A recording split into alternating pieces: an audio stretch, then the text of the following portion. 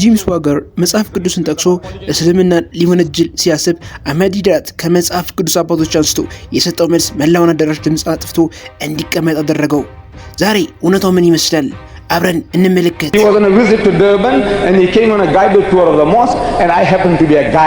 ሰላሙ አለይኩም ወራህመቱላሂ ወበረካቱ።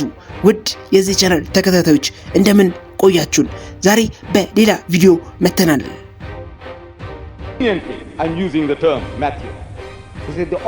እስከ ቪዲዮ መጨረሻ ድረስ አብራችሁን እንድትሆኑ በአክብሮት ጠየቅን። ቀጥታ ወደ ቪዲዮ የምንሄድ ይሆናል።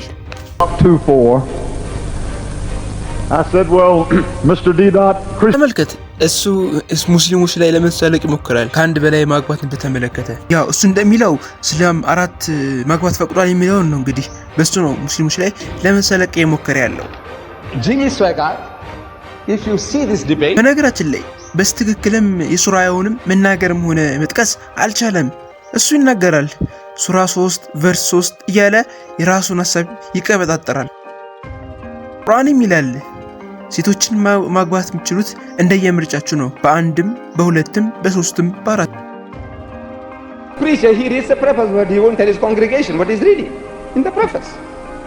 እንዲሁም ያክልበታል በእነሱ መካከል ላይ ፍትህን ማስፈን ካልቻላችሁ አንዷን ብቻ አግቡም ይላል። እኔም እናገራለሁ ይህ ብቸኛው ሃይማኖታዊ መጽሐፍ ነው። እደግመዋለሁ፣ እዚች ምድር ላይ ካሉ ሃይማኖታዊ መጽሐፎች ብቸኛው መጽሐፍ ነው። ስለዚህም ነገር የሚያብራራ ብቸኛ አንድ ብቻ አግቡ ሜሪ ኦንሊ ዋን የሚለው ሌላ መጽሐፍ ልታመጡልኝ አትችሉም በፍጹም። እናም ይህ ደግሞ ለእናንተ ችግር መፍትሄም ጭምር ነው። እሱ አሜሪካ ላይ ይኖራል። አንድ የትኛዋን ኮረዳ ቆጆ አግብቶ እየኖረ ይገኛል። Congratulations. But now wait. በዚህ አጋጣሚ ኮንግራጁሌሽን ልለውም እፈልጋለሁ። ነገር ግን አሁን ቆይማ አንዴ በአሜሪካ ስታቲስቲክስ መሰረት ሴቶች ከወንዶች በ7.8 ሚሊዮን ወይም በ8 ሚሊዮን ይበልጣሉ። እናም እልሃለሁኝ 8 ሚሊዮን ሴቶች ባል ማግኘት አልቻሉ። ልደግምልሃለሁ 8 ሚሊዮን ሴቶች። እናም እያንዳንዷ ሴት አንዷን አገባች ብለን ብናስብ 8 ሚሊዮን ሴት ያለ ትዳር ቀረችም አይደል? እኔም አንድ ጥያቄ ልጠይቅህ። ይህ የምታስተዋውቀው ይህ ቦስት የምታደርገው መጽሐፍ ለዚህ ችግርህ ምን አይነት መፍትሄ ሰጥቶሃል? ጂሚ ስዋጋርት ምናልባት ካገኛችሁ እዚህ መሸጫ ጋር ታገኙ ትችላላችሁ። ጂሚ ስዋጋርት እንደውም የሱ ሂሮሽ እዚሁ ጠረጴዛ ላይ አለ ይገኛል። ከመሄዳችሁ በፊት 8 ፓውንድስ አካባቢ ነው፣ ለመሸመት ሞክሩ። እኛ ኤክስፒሪየንስ ላይም ሳልቆብን ነበር። እናም እንዲህ ማለ ስለ ሚስተር ጃትን ብሎ ተናገረ። አው እዚህ ሊቪንግ ሩም ላይ ትንሽ አውርተንም ነበር።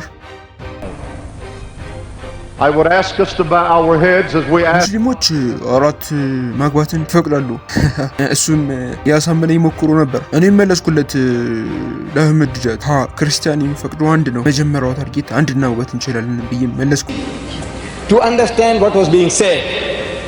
እንግዲህ ተመልከቱ፣ እሱ እንዳለው ክርስቲያኒቲ የሚፈቅደው አንድን ማግባት ብቻ ነው። እናም አለ እኔ አንዱን መምረጥ መብት አለኝም ሲልም ቀጠለ። ተመልከቱ፣ ሂሩና አግኙት፣ ወንበሩ ላይ ማግኘት ትችላላችሁ ያለው ምንድነው? አንድ የማግባት ቻንስ አለኝ አለ። እናም ተመልከት፣ ምርጥ የምትለው በቂ አይደለም።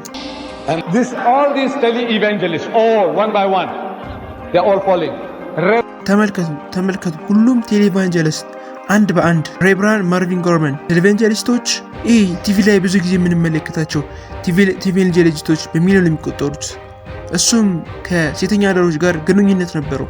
ጂም ባከር ጄሲካ ሃንስ ጋር ሌላኛዋ ሴት አዳሪ ጋር ግንኙነት ነበረው። ጂሚ ስዋጋርት በአማካኝ ከ2 ሴተኞች አዳሪ ጋር ይገናኛል። እኔ እምልሃለሁ አንተኛ ላይ መሳለቅ ከጀመርክ አንተ ቀሽም ነህ። እየሳከውም እየተሳለክም ያለው ራስህ ላይ ነው። እናንተ አሜሪካኖች ችግር አለባችሁ፣ እናንተ እንግሊዞች ችግር አለባችሁ፣ እናንተ ፈረንሳዮች ችግር አለባችሁ፣ እናንተ ጀርመኖች ችግር አለባችሁ። እናም ለዚህ ችግራችሁ በእናንተ መጽሐፍ ላይ ምንም አይነት መፍትሄ የላችሁም። ነገር ግን እስልምና ለእናንተ ችግር መልስ ሰጥቷቸዋል። ስለ ፍቺ ሾሪስ ስለ ፍቺ ተናግሮ ነበረ። ተመልከት፣ አንተ መጥፎ ድርጊት በምታከናውንበት ጊዜ አንተ ከአስተምሮቱ በተጻራሪ በሆንክ ጊዜ እንደሱ አንተ እንደምትለው አይደለም። አንድ ሙስሊም ሴት መፍታት በምትፈልግበት ጊዜ ታላቅ እንዳልከውም አይደለም። ተመልከቱ፣ እሱ ሱራውንም ስቶታል። እኔም ልንገርህ፣ በቁርአን ላይ ታላቅ የሚል ራሱን የቻለ ምዕራፍ የወረደለት አያ አለ ወይም ምዕራፍ አለ። ትርጉሙም ልንገርህ፣ ስለ ፍቺ የሚያወራ ነው። ምዕራፍ ፍቺ እንደማለት ነው። ደግሞ ማንበብ ይኖርብሃል። ድገምልህ፣ ሱራ ተላቅ ትርጉሙም ፍቺ የሚል ሱራ ነው። ወንድም ሽሮስ እንደተናገረው ቁርአንን 2 ዓመት እንዳጠናና እንደተገነዘበው ሲናገርም ነበር። 2 ዓመት መሆኑ ነው እንግዲህ። እናም ተመልከት፣ ቁርአን የሚለውን ተመልከት። እይ ወንድሜ፣ እባክህ ይህን ቁርአን በደንብ በአንክሮ ተመልከት። በአንክሮም አንብቦ በአንክሮም አጥነው። ከዛም በኋላ ስለ ቁርአን ያለው ነገር መናገር መጠየቅ ትችላለህ። እያልኩ ያሉት ስለ ቁርአን ነው፣ ስለ ሙስሊሞችም አይደለም። እኛ መጥፎ ሙስሊሞች እንደለን ወይም እንደሆኑ ሁሉ እናንተም መጥፎ ክርስቲያኖች ትኖራላችሁ።